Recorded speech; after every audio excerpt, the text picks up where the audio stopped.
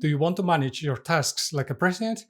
The priority matrix based on the Eisenhower method is going to help you focus on what truly matters. In this video, we'll show you how this powerful method will help your product teams prioritize, just like Dwight Eisenhower, the 34th president of the United States, did. So the priority matrix is a framework that is going to help you prioritize your tasks based on the urgency and their importance. So what you will have to do is score your tasks based on those two metrics, importance and urgency. The different tasks will be then laid out into a 2x2 matrix that is going to have 4 quadrants. First quadrant is going to be the urgent and important tasks. These are critical tasks that need immediate attention. Typically, you want to do them now. The next quadrant is going to be the important but not urgent.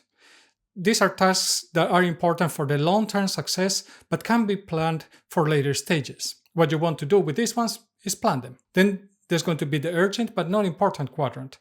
These tasks need to be done soon, but they are not crucial. Try to delegate them. And the final quadrant is the not urgent and not important.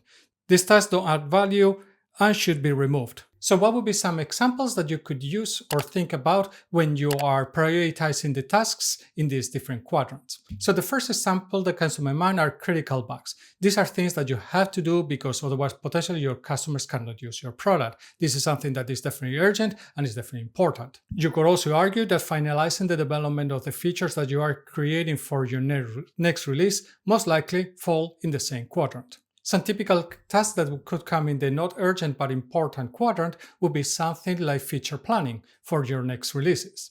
In the urgent but not important quadrant, some examples that could fall here are more like administrative tasks that you know that you had to do and that they are relatively urgent, but potentially they are not adding a ton of value. In the non-urgent and non-important, there could be things like meetings that don't add a ton of value, but also ideas or opportunities or even features that really don't align with your strategy and your goals or what you are trying to achieve with your product. Now let's go through what are the pros, the cons, and the best use cases for this framework. As for the pros, it's going to help you clarify the focus and eliminates distractions.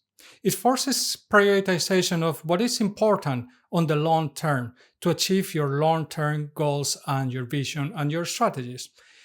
And it's also a simple and easy framework to implement across different teams that is not going to be complicated and it's actually very easy to interpret and is very visual. What are the cons? Is that usually it's not going to account for the resource availability, the team capacity, or even the knowledge to actually apply or to be able to solve those tasks. And depends on how you are implementing this, it can be difficult for teams with constantly shifting priorities if you don't have a very clear strategy and you are just taking different tasks as they come. And if implemented in this way, it might lead you to actually not to have a strategy or not being able to implement your strategy if you're just picking random tasks. The best use cases for this framework are daily task management for individuals, sprint planning or roadmap prioritization for software teams, and manage urgent support tickets for long-term projects simultaneously. So the priority matrix might not be one of the most popular frameworks out there, but it's still something that is used by software companies.